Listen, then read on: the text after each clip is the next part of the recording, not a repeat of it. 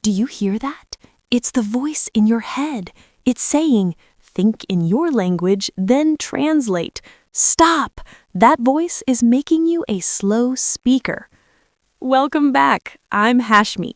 You feel like a slow computer when you speak English, right? You get stuck, you hang, and then you stay quiet. Today, we break the machine. In this 10-minute masterclass, I'll show you how to kick out the translator and think like a native. No more fear, no more turtle speed. Are you ready? Hit that like button, subscribe, and fasten your seatbelts. We are going to change your brain in 3, 2, 1, let's go. Hello, everyone, and a very, very warm welcome back to Hashmi English Tutor. I am your host, Hashmi, and I am truly honored that you are spending this hour with me. Let me ask you a question that I hear every day. Teacher, why is my English so slow? The answer is usually the same. You are stuck in the translation trap. When someone speaks to you, you hear English, you translate it to your mother tongue, you think of an answer, and then you translate it back to English. This process is like a long, slow road. It makes you feel tired. It makes you feel nervous, and it stops your fluency. But today, we are going to change that. I am going to show you how to think in English. We are going to build a direct bridge from your thoughts to your words. By the end of this hour, you will have a clear plan to train your brain. Before we start, please take a moment to click the like button. It helps other learners find this lesson. And if you are new, subscribe. Join our global family. Now, take a deep breath and let's start training your brain. Many teachers tell you, look at things and say their name. Look at a book and say book. Look at a window and say window. But I want to tell you a secret. Naming is not thinking. Thinking in English starts with small, simple sentences. When you look at that book, don't just say book. Think, the book is heavy, or I want to read this book.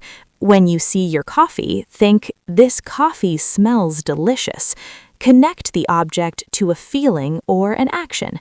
This is the first step to stop translating. You are using the English you already know, A1 level, to describe your world. Let's practice together. I will say a simple thought, and I want you to repeat it after me with a clear voice. The water is cold. I am ready for the day. This chair is very comfortable.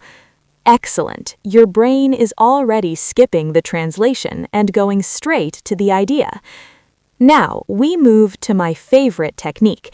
It is called internal narration. I want you to imagine that your life is a movie and you are the narrator. In your head, I want you to describe your movements as you do them. When you wake up, think, I am opening my eyes. I am getting out of bed. Now I am walking to the kitchen. I am making tea. The water is hot. You might think, but teacher, I don't know all the words. That is okay. If you don't know the word for stovetop or kettle, just say the thing. For example, I am putting the thing on the water. Later, you can look up the word. The goal is communication with yourself. Let's try a mental exercise. Imagine you are walking to your front door. Think, I am walking to the door. I am opening the door. The air is fresh. Doing this for just 10 minutes a day will build a massive connection in your brain. You are teaching your mind that English is not a lesson, it's a part of your life. My next secret is a game. I call it the what if game. You can play this anywhere, on the bus, in a line, or while waiting for a friend. Ask yourself a what if question and answer it in your head. What if it rains today? Answer, I will use my umbrella. What if I am late for the meeting? Answer, I will send an email to my boss. It's like a little conversation in a safe place. Your brain is the safest place to practice because nobody is listening. You can make 100 mistakes and nobody will judge you. And also, let's talk about your phone. Change your phone language to English. You already know where the settings are. You know where the messages are.